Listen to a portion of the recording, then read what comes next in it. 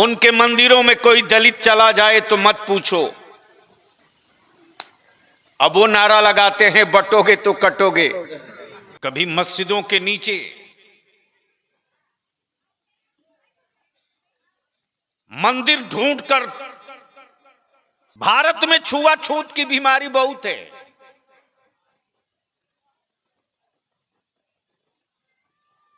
और उसके बावजूद नारा लगे कि बटोगे तो कटोगे।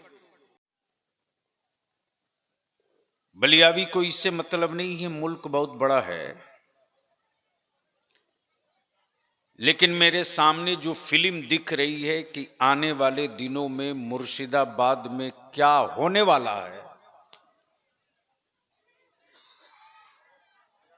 उस फिल्म को देखने के बाद एहसास हो रहा है।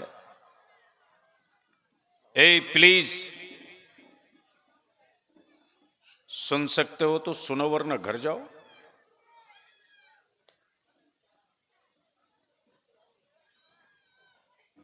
आने वाली तुम्हारी जनरेशन के साथ क्या होने जा रहा है वो तुम्हें नहीं दिखाई दे रहा, हमें दिखाई दे रहा।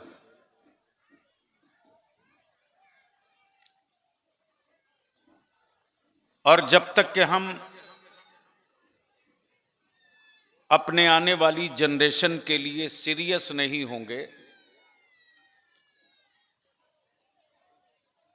तो आप अंदाजा कर सकते हो कि इस वक्त पूरे भारत में मुसलमानों की क्या औकात है, क्या हैसियत है।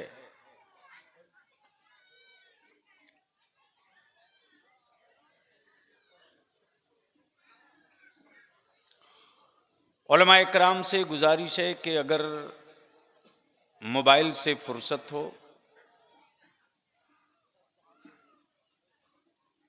और एक आलिम के मनसब पर खुद को फायज महसूस करते हो, तो चंद मिनट की मेरी गुजारिश सुन लीजिए। 100% तो आप हम रिजल्ट की उम्मीद नहीं करते, लेकिन मरने से पहले अपने सीने का बोझ हल्का करके मरना चाहेंगे कि हमने कोशिश नहीं की। हमने कोशिश की। अब इलाके के उलमा ने, अवाम ने अगर सीरियसली कोई स्टेप नहीं लिया तो मैं क्या कर सकता हूं, मैंने कोशिश की। तो इसलिए आज बलियावी की थोड़ी देर की गुफ्तगू संजीदगी से सुन सकते हो तो आप सुन लो। अलहाज अल्लाह रखा साहब ने मुझसे कहा कि एक मीटिंग में जो चल रही है तहरीके बेदारी, इसके ताल्लुक से कुछ खास लोगों की करना चाहता हूं। वक्त न रहते हुए भी वक्त मैंने निकाला, रात को हाजिर हो गया, दिन में कुछ देर बैठा भी, करीब 50-41 आदमी के करीब आए, कुछ गुफ्तगू हुई, लेकिन काम बड़ा है, लड़ाई लंबी है। अगर आपके अंदर जमीर जिंदा हो,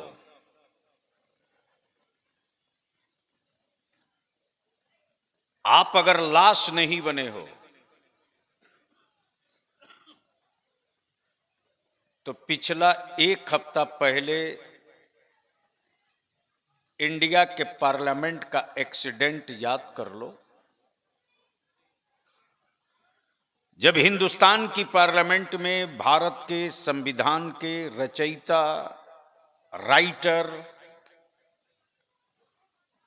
डॉक्टर भीमराव अंबेडकर के खिलाफ किसी ने अपमान किया,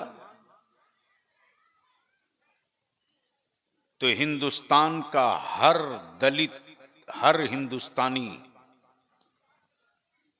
बेचैन होकर सड़क पर निकल गया। लेकिन इसी मुल्क में इसी भारत में। उफ, अरे आपको जो करना हो कर लो ना भाई, क्यों ऐसा कर रहे हो? अब भारी हल्का मत छोड़ो, तुम बैठ सकते हो तो बैठो। इसी भारत में, इसी कंट्री में हुकूमत के पाले हुए कुछ गुंडे मेरे नबी की रोज तौहीन करते हैं, लेकिन नबी से इश्क के दावे करने वाले चुप हैं।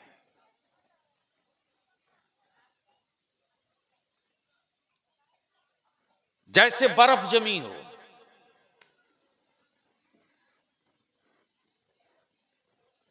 और याद रखना, ये ट्राई है।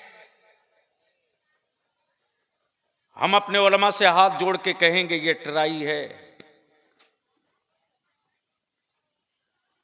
किसी मरीज का ऑपरेशन डायरेक्ट डॉक्टर नहीं करता है, पहले उसे बेहोशी का इंजेक्शन देता है। मौलाना नजीर साहब एनेस्थीसिया देता है। एनेस्थीसिया देने के बाद वो थोड़ी देर इंतजार करता है, दवा असर की कि नहीं की। पहले बॉडी में पीन चुभ होता है, जैसे ही पीन चुभाया और बॉडी में खेचन, ऐठन या एहसास अगर हो गया पेशेंट को तकलीफ का, तो डॉक्टर फिर रुक जाता है, इंतजार करता है। थोड़ी देर के बाद फिर पीन चुभ होता है। अगर पूरा पीन चुभो दिया और मरीज की बॉडी पर किसी तरह का कोई एक्शन नहीं आया, तब डॉक्टर अपना नश्तर निकालता है, जितना जी चाहता है उतना काटता है।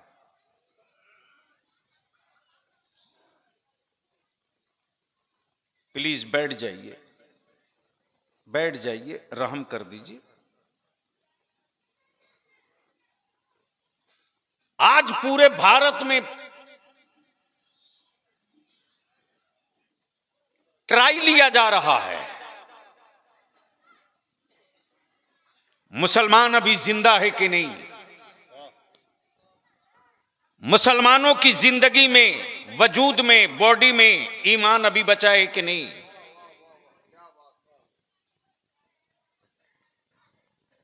कभी मस्जिदों के नीचे मंदिर ढूंढकर तेरी जिंदगी का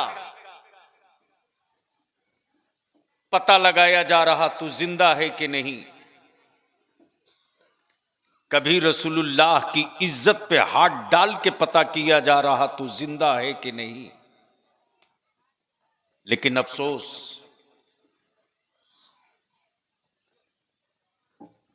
जिस कौम, जिस मजहब में आखिरत का कोई तसव्वुर नहीं, उस कौम के स्वाभिमान को चोट लगे तो सड़क पे आ जाती है। और जिस कौम को आखिरत पर ईमान के साथ मुस्तफा की शफाअत पर ईमान है, उस कौम के वजूद में कितनी जिंदगी है वो आप समझ सकते हो। इसलिए आज बलियाबी की थोड़ी देर की गुफ्तगू, अगर दिल में जगह हो तो बैठा लो, और एहसास जिंदा हो तो हम उलमाए कराम से अपील करेंगे कि अब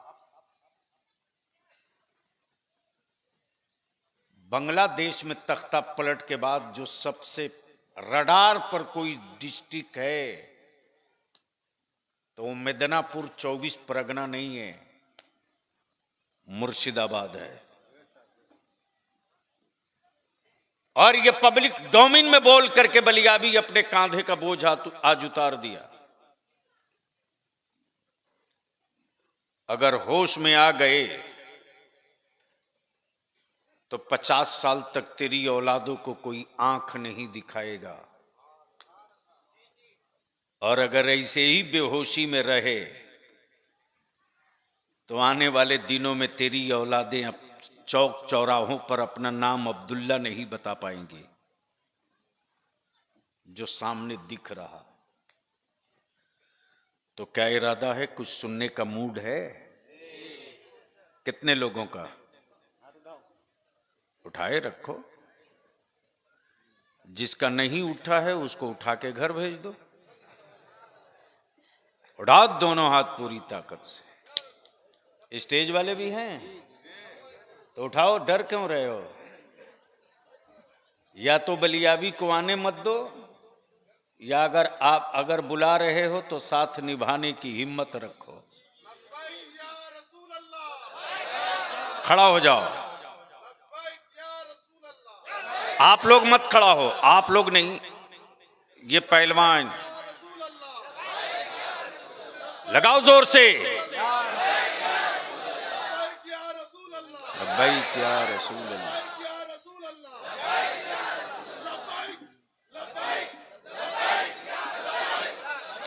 लगाओ चारों तरफ से।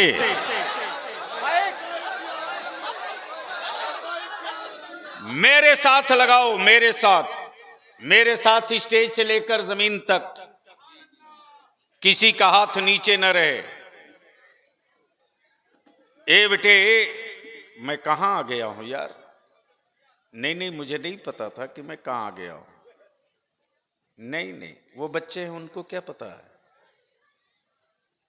अरे उन बच्चों को क्या पता है वो कहां आए हैं, किस लिए आए हैं?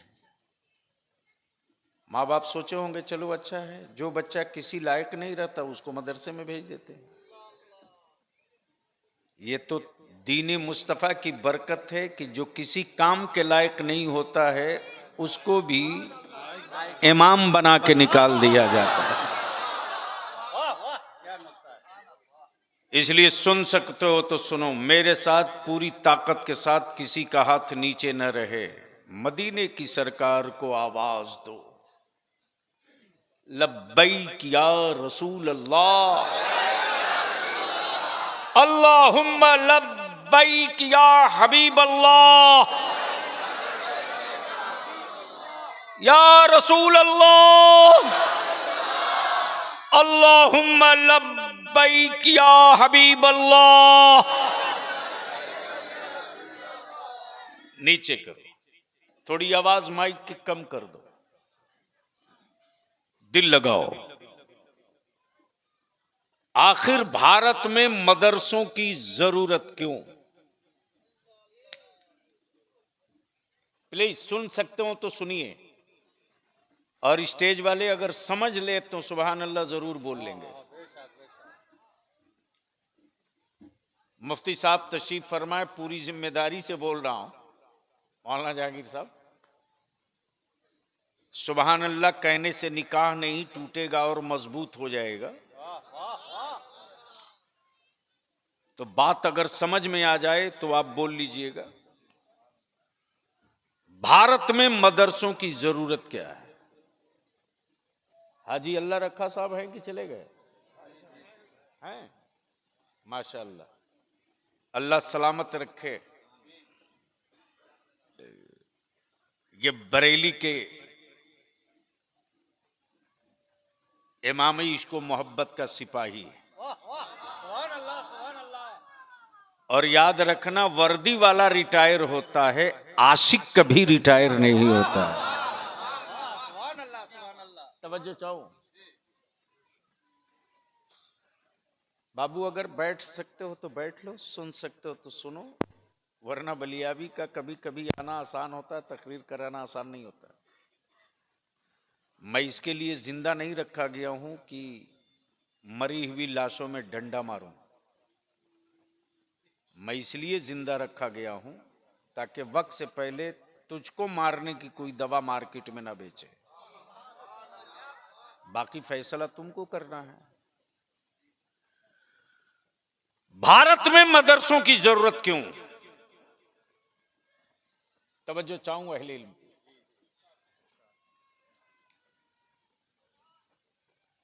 इंडिया में बीमारियां बहुत हैं, जरूरत थी मेडिकल कॉलेज की, मदरसा क्यों? तवज्जो चाहूं पढ़े लिखे लोगों की। भारत में छुआछूत की बीमारी बहुत है,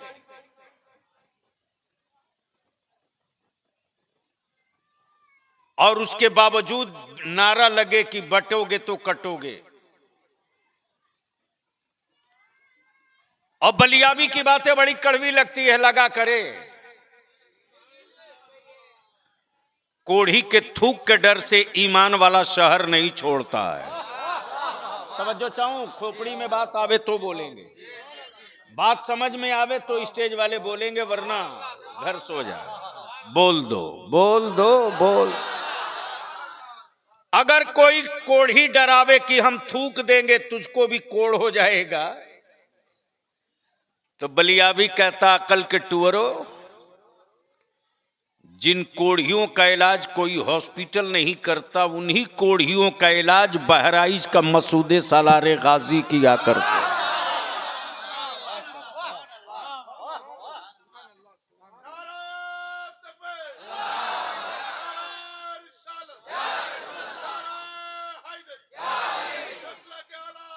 हाय हाय हाय,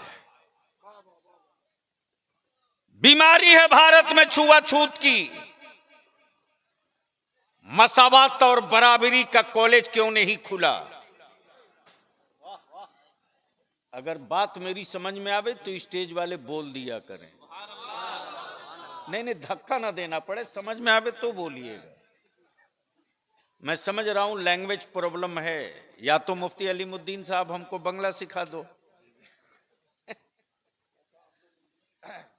ये तो खुद उर्दू हैं, उर्दू नहीं जानते तो मुफ्ती कैसे होते?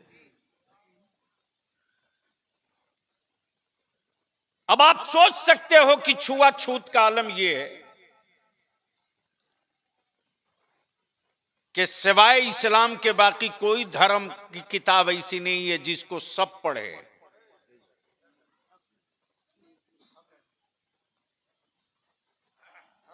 यह भी तारीख का हिस्सा है कि अगर किसी दलित ने रामायण गीता पढ़ लिया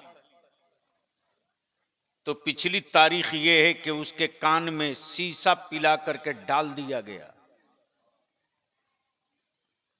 तब बलियाबी कहता है, मैं यार ये छुपा हुआ मजहब नहीं है, खुला हुआ इस्लाम है। तवज्जो चाहूं, बोलोगे तो बोल लो, बोल सकते हो तो रंग में आके बोल दो। तवज्जो चाहूं, अमा यार ये इस्लाम है, छुपा हुआ नहीं है, और ये इस्लाम है, किसी की बपौती मीरास नहीं है।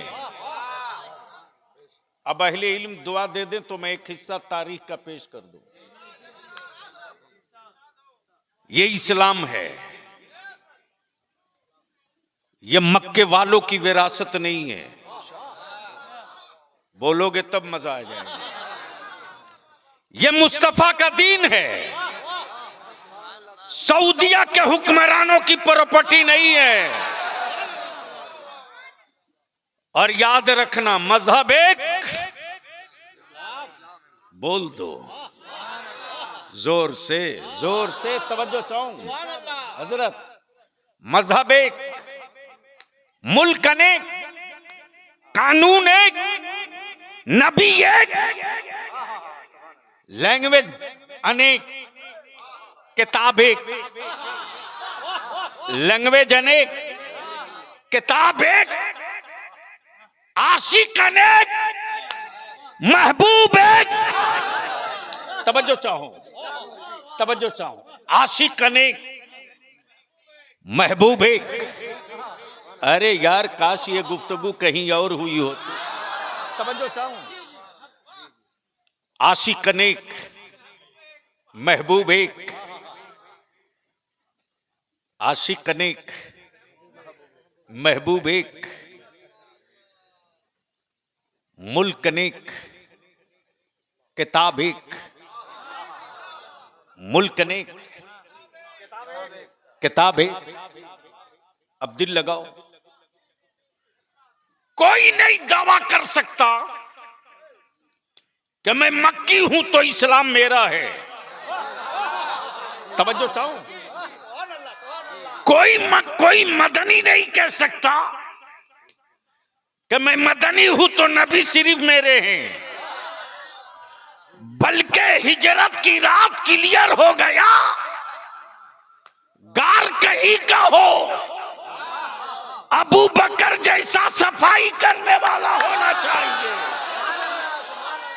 नारे तकबीर, नारे तकबीर, नारे रिसालत, मसला के आला हजरत हुजूर गाजी मिल्लत, नारे तकबीर, नारे रिसालत। वाह वाह। अब बात आ गई है तो अहले इल्म अहले इल्म अहले इल्म अहले इल्म अगर बोल सकते हो तो इस जुमले पर बोल लेंगे, वरना कयामत के दिन फरिश्ते बुलवा लेंगे। हजरत, गार हो अबू बकर जैसा सफाई वाला हो, हाय हाय हाय हाय, अमा दिल हो, और इमाम अहमद रजा जैसा इश्क वाला।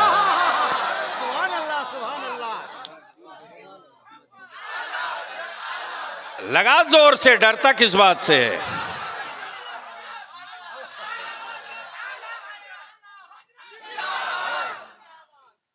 अच्छा, स्टेज वालों को मसल के आला हजरत से कोई दिक्कत तो नहीं है? नहीं नहीं नहीं नहीं, नहीं।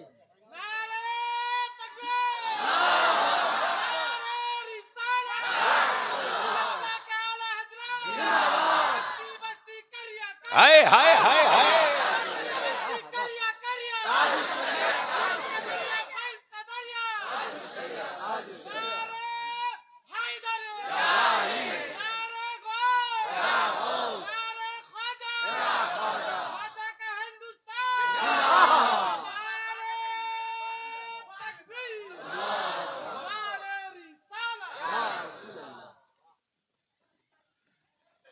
दारुल इफ्ता में किताबें बहुत हो,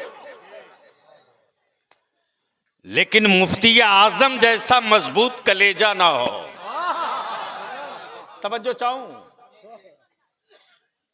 मुफ्ती अनेक, मुफ्ती आजम एक, अजहरी अनेक, ताजु शरिया एक। तवज्जो चाहूं, अजहरी अनेक, ताजु शरिया एक। अब बलिया भी कहता हो काबे का इमाम, हरम का मुफ्ती, अगर तूने यहूदियों का टुकड़ा नहीं खाया है तो आज फलस्तीन में गिरती हुई लाशों पे चुप क्यों है? बैतुल मुकद्दस की अजमत की जंग लड़ रहे, वीरान पड़ रही माँ की गोद की हिमायत में बोलता क्यों नहीं? तो अब यहीं से फर्क देख ले अपनी आंख से, बंगाल वाला जो यहूदियों की दलाली की रोटी खाया है वो फलस्तीन की बोली बोल रहा, और जो नबी के इश्क की रोटी खाया है वो बैतुल मुकद्दस की बोली।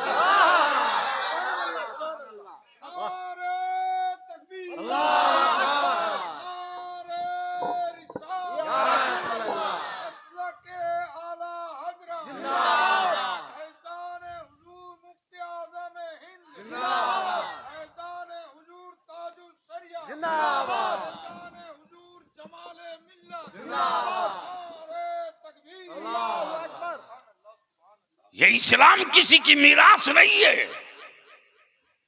मक्की दावा नहीं कर सकता कि मेरा, मदनी चैलेंज नहीं कर सकता मेरा। दुनिया में किताबें बहुत हैं, लेकिन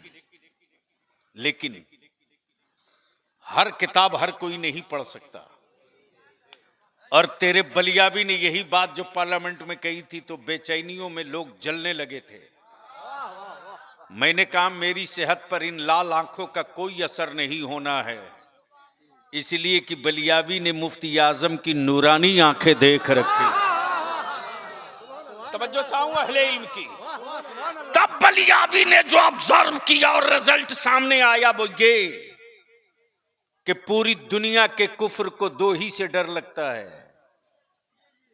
एक का नाम इस्लाम और दूसरे का नाम कुरान। तवज्जो चाहूं, तवज्जो चाहूं। मदरसे की मदद करने वालों, ज़कात, फितरा, खैरात, इमदाद से अमा हुकूमतों की छाती पर चढ़ करके अपनी बात कह सकते हो। हुकूमतें इतनी बेचैन क्यों हैं यार? जमीन मेरी, बिल्डिंग मेरी, खिलाएं ईमान वाले, पढ़ाएं आलिम, याद करें कुरान, समझें हदीस, बेचैन है हुकूमत। तवज्जो चाहूं, तवज्जो चाहूं। आप लोग डर तो नहीं रहे? तो बोल नहीं रहे हो, इसलिए लग रहा बेचैन है हुकूमत। तब बलियाबी कहता ज्यादा जोर से मत बोलो, वरना नसें फट जाएंगी हुकूमत की। ज्यादा जोर से मत बोलो, वरना नसें फट जाएगी हुकूमत की। बेचैन है लोग कि था गरीब, भात खाया किसान के चावल का, बिल्डिंग बनाया ईमान वालों ने।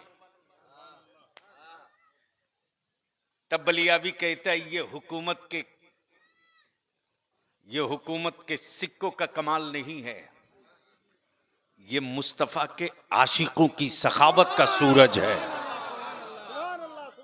डर इसी से लग रहा। और बलियाबी तो साहब कहता है यार तुम इस्लाम को एक बार करीब से देख लो,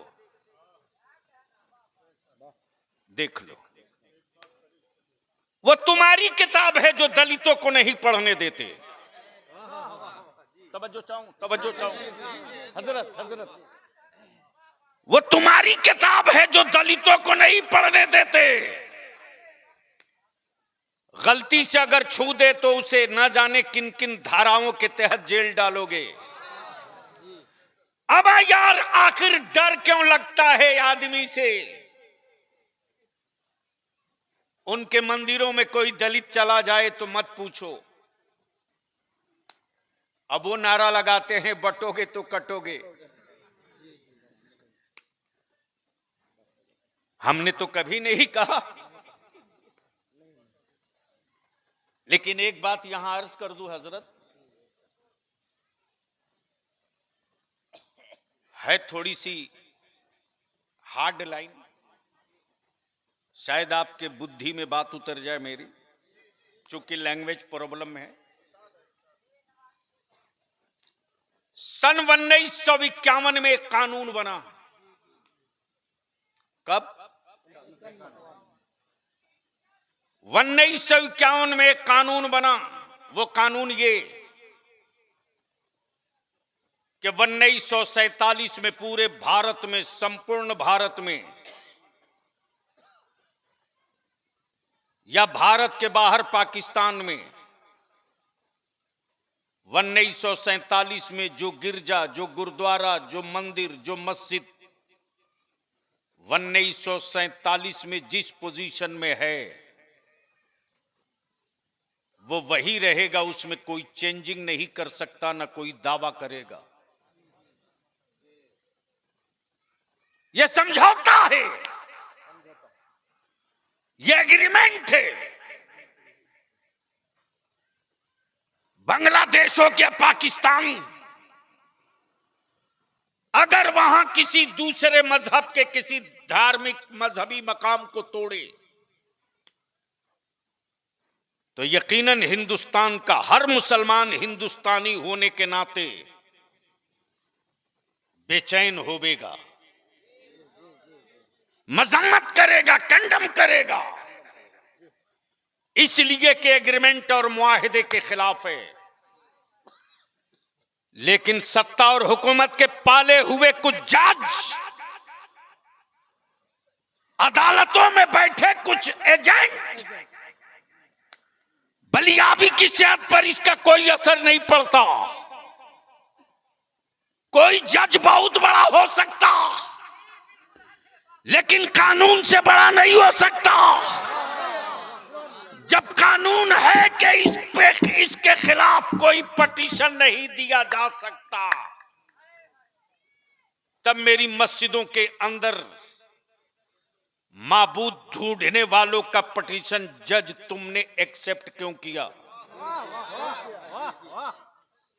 लड़ाई होगी मौलाना, ये लड़ाई आलिमों को लड़नी पड़ेगी, इसलिए कि जहां जहां 3 गुंबद वाली मस्जिदें दिख रही हैं, उन तीनों गुंबद वाली मस्जिदों की बुनियाद में वो अपने हाथ के बनाए हुए माबूद ढूंढेंगे, और उसके लिए आलिमों को तैयार रहना पड़ेगा, वरना तारीख माफ नहीं करेगी। इतिहास के पन्ने में हमको जगह नहीं मिलेगी। और इदारे शरिया ने इस तहरीक का आगाज बहुत पहले किया। लड़ाई छेड़ दी जाएगी तो साथ दोगे कि छोड़कर भाग जाओगे? धीरे बोल रहे हो, धीरे बोल रहे हो। अरे मैं पूछता हूं, अगर लड़ाई छिड़े मस्जिद बचाने की, तो आप साथ रहोगे कि भागोगे? जोर से बोलो, साथ रहोगे कि भागोगे? अगर जेल जाना पड़े तो चलोगे कि भागोगे? जितना बोलता है मुसलमान अगर 1/4 कर दे, लेकिन मौलाना मुफ्ती अलीमुद्दीन साहब, मुझे पूरा भरोसा है, आज बिहार झारखंड जिस जिले में बलियाबी आवाज दे दे, अल्हम्दुलिल्लाह, मेरा आलिम ये इंतजार नहीं करता कि हमें गाड़ी कहां से मिलेगी, और मेरा नौजवान ये इंतजार नहीं करता कि हमको जाना किस तरह से है, बल्कि अदारे शरिया का वो चैनल गांव तक पहुंच चुका है कि नौजवान खड़े हो जाते अपने आलिमों की पीठ पर, कहते हजरत गाड़ी समेत डीजल समेत हम लोग हाजिर हैं, आप आगे बैठो, हम पीछे खड़े हैं। इसलिए हजरत मुफ्ती अलीमुद्दीन साहब, अभी तो जख्म ताजा है, हम इल्तिजा करेंगे, महसूस कर सकते हो तो कर लीजिए, इसलिए कि पूरे भारत के माइंड को डाइवर्ट करने के लिए मुर्शिदाबाद को बलि का बकरा बनाने की साजिश है, और इसको कोई लीडर नहीं रोकेगा, कोई पार्टी वाला नहीं रोकेगा, इसलिए कि कोई भी पॉलिटिकल पार्टी हो, तेरे वोट से उसको मतलब है, तेरे बच्चे और तेरे इस्लाम से किसी को मतलब नहीं है।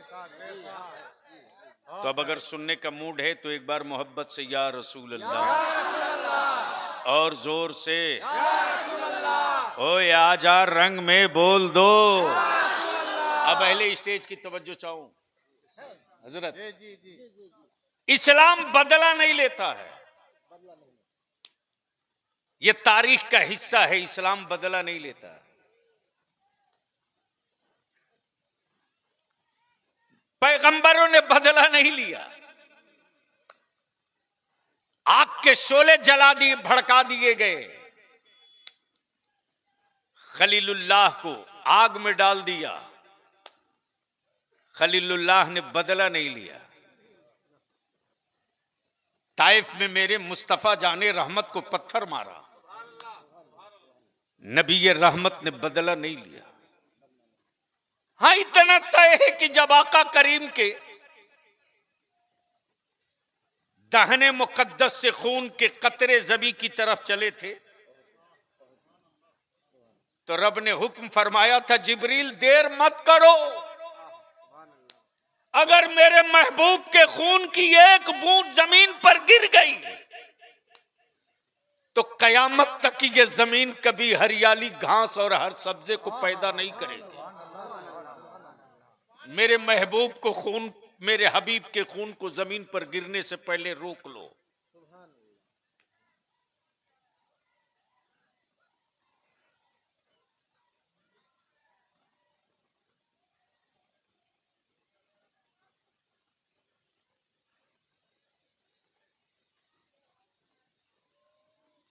कोई तो उसको बैठा दो।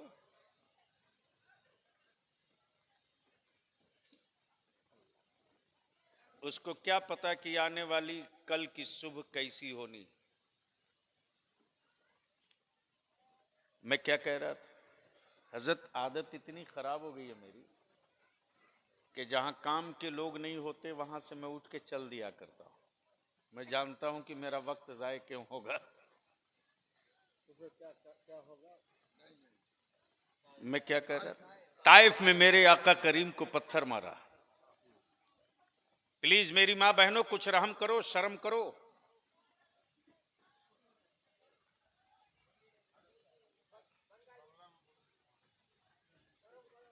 अरे कोई तो बांग्ला में उसको समझा दो।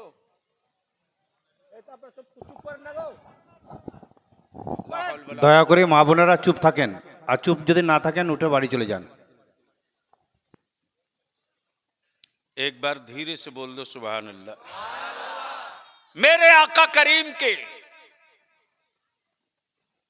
रूबे अनवर पे पत्थर मारा। जिब्रील आ गए, या रसूल अल्लाह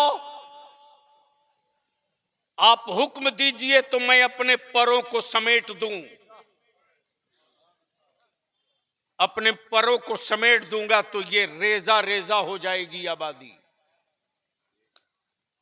आकाए रहमत फरमाते, जिब्रील ये हमें नहीं पहचानते,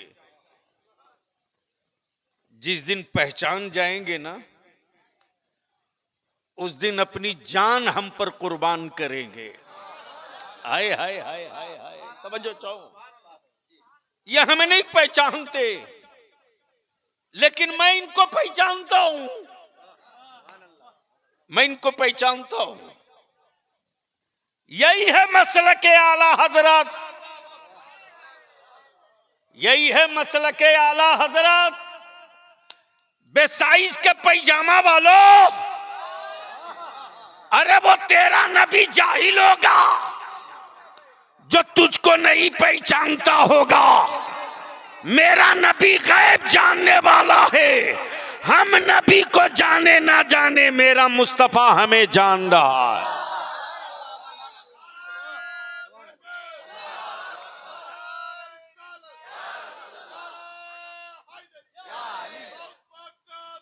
हाय हाय हाय,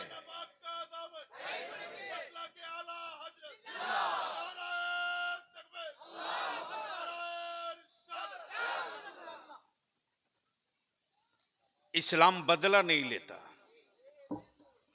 हजरत जो इस वक्त पूरे भारत में मंथन चल रहा, नागपुर से लेकर कानपुर तक बहस और डिबेट चल रही है, अमेरिका से लेकर इस्राइल तक, कि आखिर इतना होने के बावजूद भी मदरसे बंद क्यों नहीं हुए। बलिया भी कहता है चाहे जो कर लो,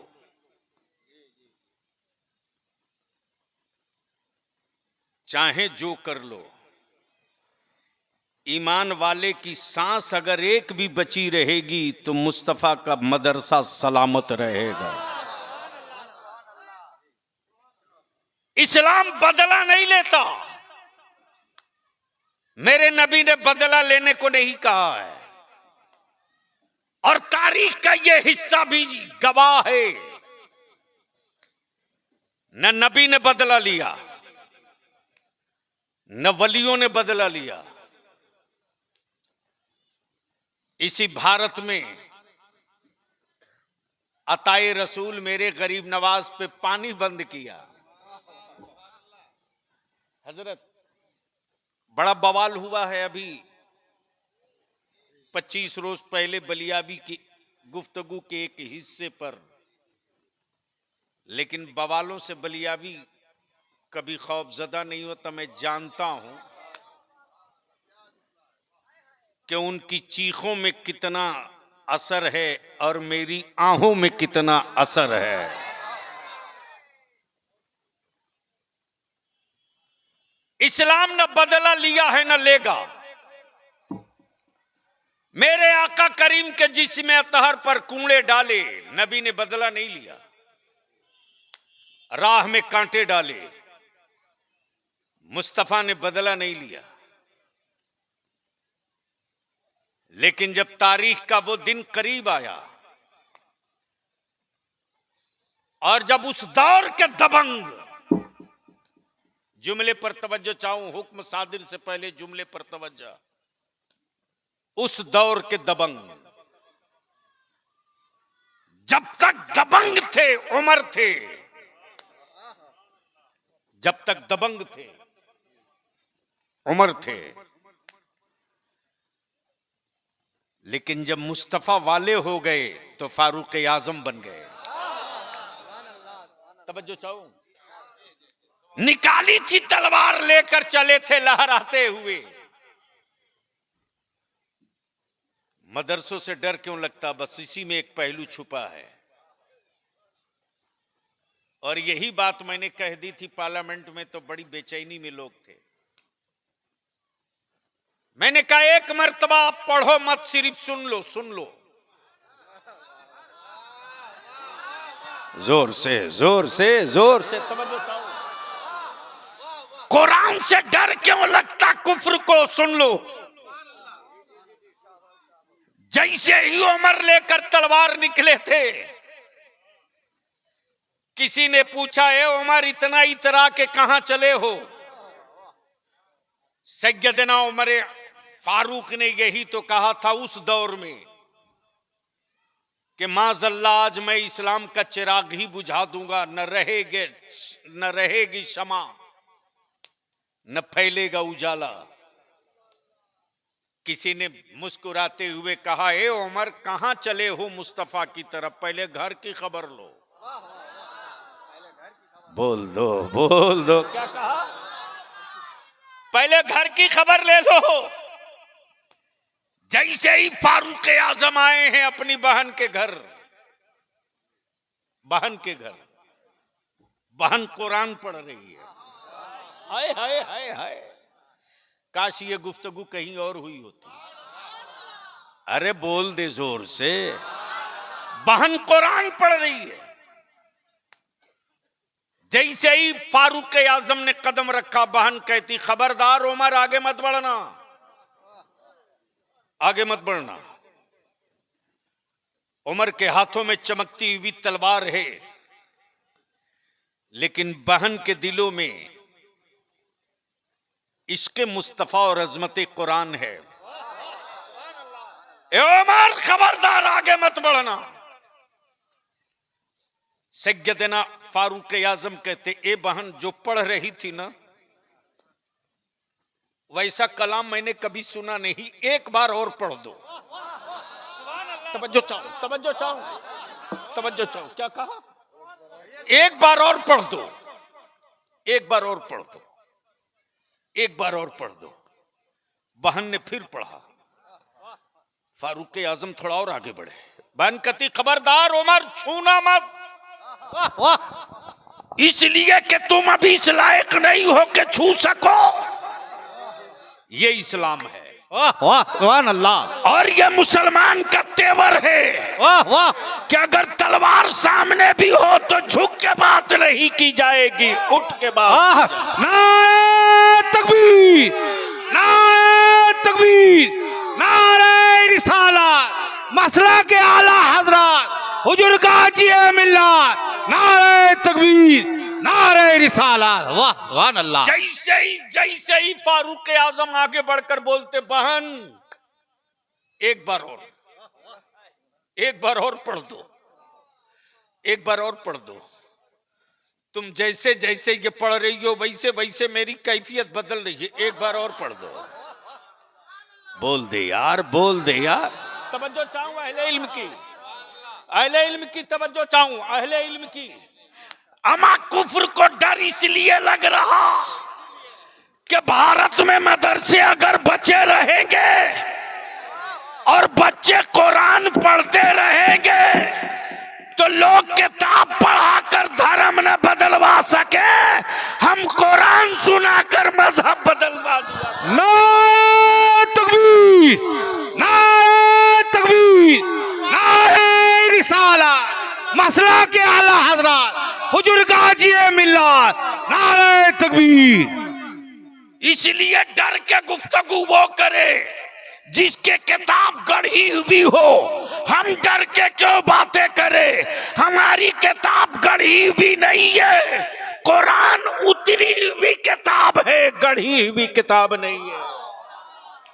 इसलिए दावत आम है, हिंदी हो आओ, तुर्की हो आओ, शामी हो आओ, रूमी हो आओ, मुशरिक हो आओ, सनम परस्त हो आओ, पानी परस्त हो आओ, पहाड़ परस्त हो आओ, ऊंच हो आओ, नीच हो आओ, अगड़े हो आओ, पिछड़े हो आओ, बंगाली हो आओ, यूपी वाले हो आओ, आसामी हो आओ। तुमको अपनी किताब पढ़ाने में डर लगता है कि कहीं पोल न खुल जाए, हमें अपनी किताबें सबको पढ़ाने में मजा आता है। नारे तकबीर, नारे तकबीर, नारे रिसालत।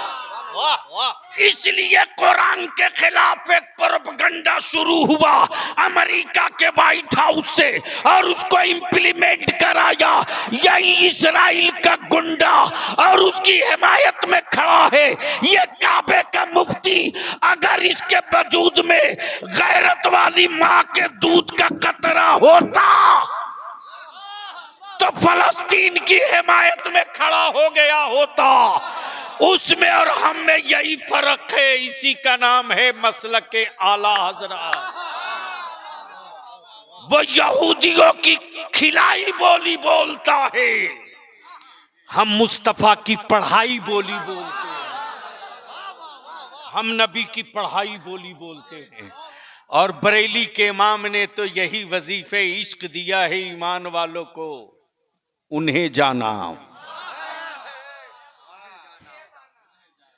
बोलोगे तो बोल दूंगा, ओए रंग में आके बोल दे, बोल दूंगा, बोल दे, बोल दूंगा। उन्हें जाना। आजा रंग में 5 मिनट के लिए। क्या कहा? क्या कहा? जिनको समझ में आ गए हैं जलवे जाना वही बोलेंगे। क्या कहा? जोर से क्या कहा? अहले स्टेज की तवज्जो चाहूं। क्या कहा? तवज्जो चाहूं। क्या कहा? किसी हुक्मरान ने कहा कि मैं तेरी जान ले लूंगा, तो खुबैब जैसा मुजाहिद निकल के कहा, ओए जान मेरी हो तब ना मुझे दर्द हो। मैंने तो अपनी रूह की हर सांस उनकी कदमों में डाल दिया है, हम क्या जाने कि मेरी जान भी मेरी है। हमने तो सिर्फ उन्हें जाना। आ गया उमैया, बिलाल को कोड़े मार मार कहता, बिलाल चमड़े के कोड़े के साथ तेरे बदन की चमड़ी भी आ रही है, दर्द हो रहा कि नहीं? सैयदना बिलाल कहते, जिस्म मेरा हो तब ना हमें दर्द हो। हम क्या जाने कि दर्द किसको कहते, हमने तो सिर्फ उन्हें जाना, दर्द नहीं जाना। अल्लाह अकबर। और इसी भारत में जब अकबर दीन इलाही लेकर खड़ा हुआ, इसी भारत में, तो मुजद्दिद अल्फसानी खड़े हो गए। अकबर बोल पड़ा कि ये दीन इलाही है, मानना पड़ेगा, वरना जेल की सलाखों में सड़ना पड़ेगा। मुजद्दिद अल्फसानी बोल पड़े, औकात मेरा, जिस्म मेरा हो तब ना हमें दर्द हो। एक जान नहीं अनेकों जान हो, हर जान लुटा के कहूंगा उन्हें जाना। हाय हाय हाय, जोर से जोर से जोर से तवज्जो चाहो, तवज्जो चाहो। और ये वजीफे इश्क वही वही सुनाई देगा जहां जहां बरेली का इमाम अहमद रजा होगा, जहां जहां बरेली का इमाम अहमद रजा होगा। लेकिन यहां रुक कर एक बात अर्ज करूंगा, कुछ पीरों के मुरीदों ने अहले सुन्नत को टुकड़े करने की कोशिश की है। इन हरामखोरों की दुकानों में ताला बंद करो। अरे मैं देख लूंगा कि किसके सीने में कितना दम है रे, लेकिन अहले सुन्नत को टुकड़े नहीं होने दूंगा। जान सटा दूंगा, अहले सुन्नत को बटने नहीं दूंगा। अहले सुन्नत को बटने नहीं दूंगा। शजरा चाहे जहां का हो, सिलसिला चाहे जो हो, अकीदा एक। समझो चाहूं, अकीदा, जोर से अकीदा, जोर से अकीदा, जोर से अकीदा। नबी नूर हैं तो हैं अकीदा एक। नबी नूर हैं तो हैं अकीदा एक। अब बलियावी कहता है, दलाला मत बांटो अहले सुन्नत को। कोई अशरफी उस वक्त तक अशरफी नहीं हो सकता। बलियावी तो खट ठोक के पूरी दुनिया में पैगाम दे रहा। मखदूम सिमना को छोड़कर कोई रज़वी नहीं हो सकता, और इमाम अहमद रजा को छोड़कर कोई अशरफी नहीं हो सकता। गौसे आजम को छोड़कर कोई चिश्ती नहीं हो सकता। महबूब इलाही को छोड़कर कोई साबरी नहीं हो सकता। महबूब इलाही को छोड़कर कोई साबरी नहीं हो सकता। गौसे आजम को छोड़कर कोई चिश्ती नहीं हो सकता। साबिर अलाउद्दीन को छोड़कर, साबिर अलाउद्दीन को छोड़कर कोई उस्मानी नहीं हो सकता। कोई उस्मानी नहीं हो सकता। इस्लाम बदला नहीं लेता, इस्लाम बदल देता है। और कुफ्र को इसी बात का डर है कि अगर कुरान सुन लिया, सुन लिया, अगर कुरान सुन लिया तो बदलना नहीं पड़ेगा।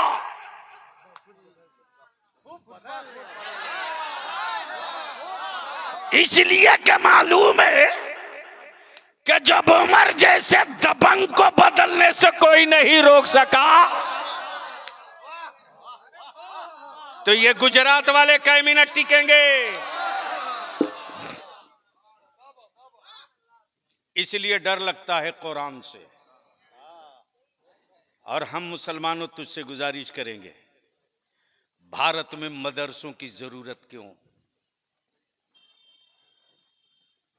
हम तेरे हिम्मत को सैल्यूट करते हैं, हम तेरे जज्बे को सलाम करते हैं।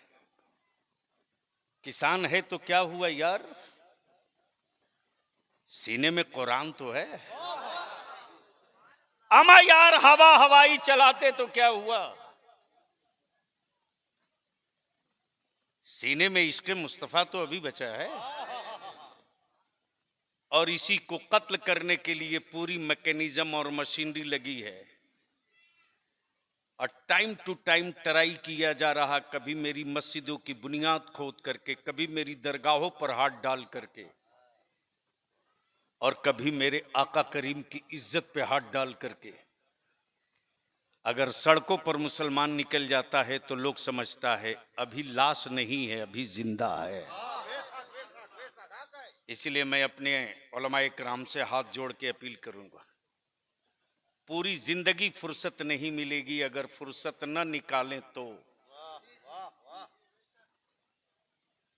ये तहदीस नेमत है मेरे ताजु शरिया की अता रईसुल कलम की दुआएं हैं यार। बलियावी अगर चाह लेना तो 365 दिन में 300 दिन तो रोज तकरीर करे, लेकिन तकरीर रोज करूंगा तो काम कौन करेगा। इसलिए हम अपने उलमा से, बिलखुसूस मुफ्ती अलीमुद्दीन साहब से अब इल्तिजा करूंगा, आखिरी चांस में लूंगा। हजरत, जो मेरा शिकवा आपसे है वो है, जब तक हम मस्जिदें नहीं गिनेंगे, जो मैं कह के आज जा रहा हूं इस दस्तारबंदी के इजलास में, इसको लिख लीजिए, फिर दिया लेके ढूंढोगे बलियावी कहाँ है। शायद मुलाकात ना हो पावे। इसलिए कि बलिया भी निकलता है तो ये सोच करके मैं जिंदगी के आखिरी सफर पे जा रहा हूं, यही नियत करके मैं घर से निकलता हूं कि मैं अपनी जिंदगी के आखिरी सफर पे जा रहा हूं। इसलिए कि जो सामने में बांग्लादेश में एक्सीडेंट हुआ है तख्ता पलट का, बहुत सारी तंजीम, बहुत सारे संगठन, बहुत सारे लोग लिबास बदलकर, सूरत बदलकर हमारे बच्चों को ट्रिप करेंगे, हमारे बच्चों को हाईजेक करेंगे और हुकूमत के रडार पर ये पूरा मुर्शिदाबाद, उत्तर दिनाजपुर आ चुका है।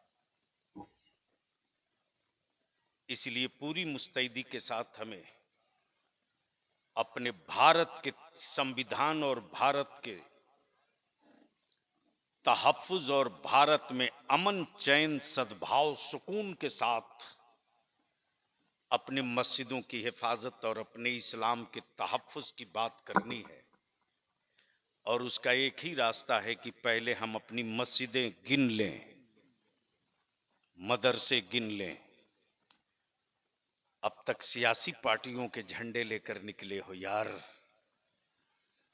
एक मर्तबा जंगीपुर में इकट्ठा हो जाओ मुस्तफा की इज्जत का झंडा लेकर। हर गांव से निकले जत्था, और अगर 70% आबादी है मुसलमानों की तो बता दो, सियासी पार्टी वालों, मैं तेरे झंडे का मोहताज नहीं हूं। दुनिया से लेकर आखिरत तक के लिए गुंबदे खजरा के छाप का झंडा मेरे लिए काफी है। तो बोलो, तहरीके बेदारी के लिए का अगर बड़ी कॉन्फ्रेंस की जाए तो आप लोग साथ दोगे कि नहीं दोगे? जोर से बोल कर बताओ, साथ दोगे कि नहीं दोगे? अगर बुलाया जाए नबी की इज्जत और मस्जिदों की हिफाजत के लिए तो साथ दोगे कि नहीं दोगे?